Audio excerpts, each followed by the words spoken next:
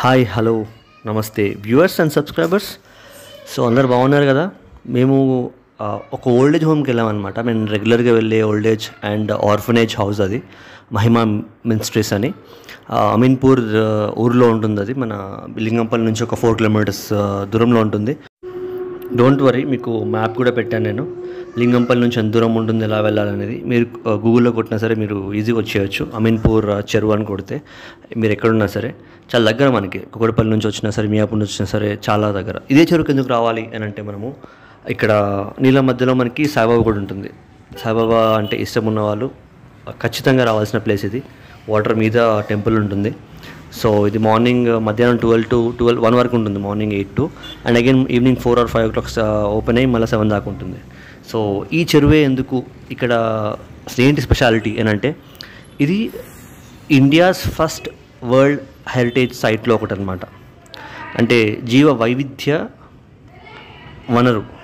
అంటే ఎక్కువ species of birds ఇక్కడికి వస్తాయి ప్రతి ఇయర్. వలస వెళ్తూ ఉంటాయి కదా బర్డ్స్, అవి చాలా ఎక్కువ వస్తాయి అనమాట ఇక్కడికి.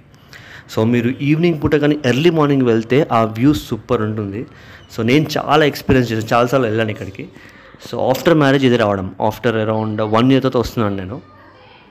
సో నేను మీకు లొకేషన్ కూడా పెడతాను డిస్క్రిప్షన్లో.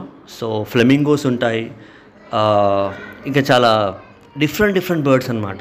బర్డ్స్ లవర్స్ లేకపోతే ఫోటోగ్రఫీ తీసుకోవాలనుకునే పర్సన్స్ రావాలనుకుంటే మాత్రం every year exactly in rainy season కంటే ముందు, రైనీ సీజన్ తర్వాత అక్టోబర్, నవంబర్, డిసెంబర్ వరకు రావాలి. ఖచ్చితంగా ఇలా ఈ బర్డ్స్ అన్నీ మీకు కనిపిస్తాయి.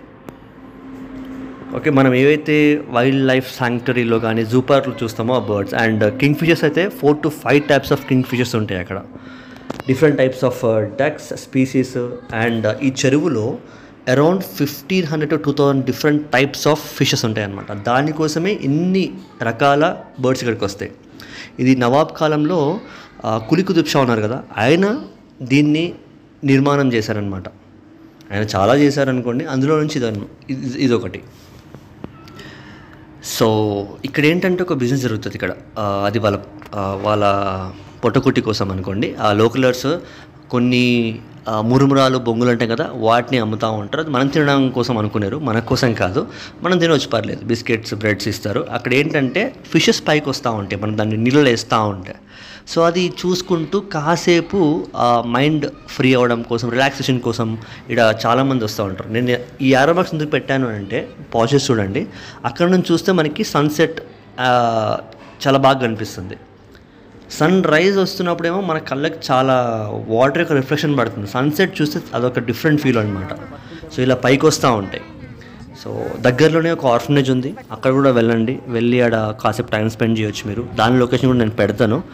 అండ్ ఈ వీడియో మెయిన్ పెట్టడానికి ఏంటంటే కారణం ఈ యొక్క చెరువు. అండ్ ఇంకో విషయం వచ్చేసి, చాలా నేను వీడియో పెట్టి, అండ్ నెక్స్ట్ వీడియో రాబోతుంది. మీరు ఖచ్చితంగా లైక్, షేర్, సబ్స్క్రైబ్ చేసుకోవాలి ఛానల్ని. నెక్స్ట్ వీడియో ఏంటి అని అంటే, షిర్డీ ట్రిప్. షిర్డీకి ఎలా వెళ్ళాలి అండ్ ఎంత తక్కువ ఖర్చులో వెళ్ళిపోయి రావచ్చు, అక్కడ ఏ ప్లేసెస్ తిరగాలి మనము. నేను మొత్తం 3 డిఫరెంట్ వీడియోస్ పెడుతున్నాను. ఫస్ట్ డే షిర్డీలో ఎక్కడెక్కడ స్పెండ్ చేయొచ్చు, second day Trimbakeshwar, Nashik, and third day Shani Shingnapur అవ్వచ్చు, లేకపోతే శృంగేరి టెంపుల్ అవ్వచ్చు. బస్సులో వెళ్తే బెస్టా, లేకపోతే కారా, లేకపోతే ట్రైనా అనేది క్లియర్గా ఎక్స్ప్లెయిన్ చేస్తున్నాను. సో ఛానల్ని లైక్ అండ్ సబ్స్క్రైబ్ చేసుకోండి.